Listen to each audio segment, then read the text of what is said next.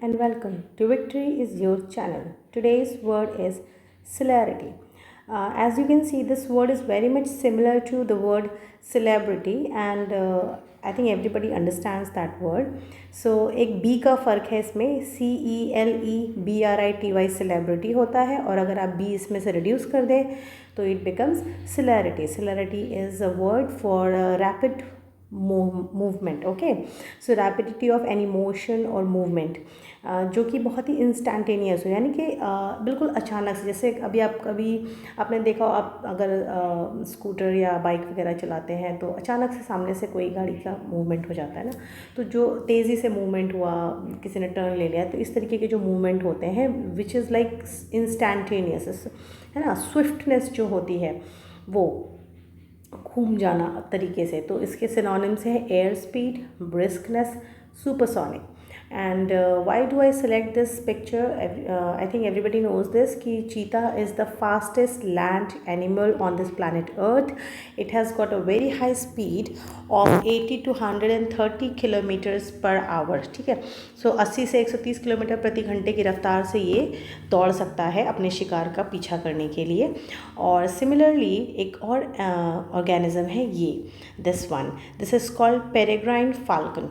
इनकी स्पीड, हालांकि ये एक बर्ड है, but and it is also called as duck hawk, because ये जब बैठी होती है ना सिटिंग पोजिशन में, it looks similar to duck little bit, लेकिन और उड़ती है, शिकार करती है तो हॉक। तो डक हॉक इसको नेटिव अमेरिकन लोग बोलते हैं, but it is actually पेरेग्राइन falcon.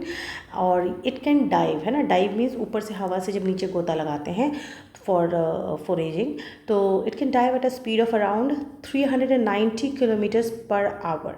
तो ये चीते से भी फास्टेस्ट है, बट बिकॉज ये बर्ड है और ये हमेशा इस स्पीड पे नहीं होती है, इसलिए चीता is the fastest land animal.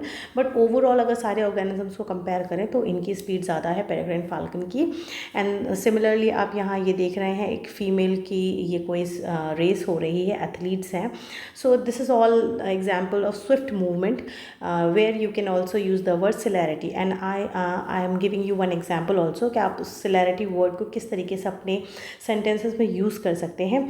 So for an example, Mohan often lands himself in trouble due to his celerity in decision making, यानी कि जब जल्दबाजी में, हड़बड़ी में डिसीजन ले लिया, है ना, सिलैरिटी मतलब बहुत तेज़ी से डिसीजन ले लिया कि हाँ हाँ ठीक है मैं कर लूँगा या मैं नहीं करूँगा। So in both cases he is not concentrating कि क्या एग्जैक्टली क्या तरीका है, क्या इसके प्रॉज एंड क्या इसके कॉन्स हैं, आगे क्या रिजल्ट का, नतीजे का क्या पूरा स्कोप है, वो उसको आगे पीछे नहीं सोचना है, बस jumping to the conclusion. Okay, तो another example I can tell you about this word is the new locomotive model launched by XYZ company has quite impressive celerity in its class range. ठीक है, तो अब आप समझ रहे हैं कि जो एक लोकोमोटिव मॉडल की मैं यहाँ बात कर रही हूँ, तो वो कार वगैरह का ना एक रेंज, एक क्लास होता है, A class, B class, C class. ठीक है, तो उस तरीके से, तो उस क्लास रेंज में जो एक किसी कंपनी ने एक मॉडल लॉन्च किया, उसकी जो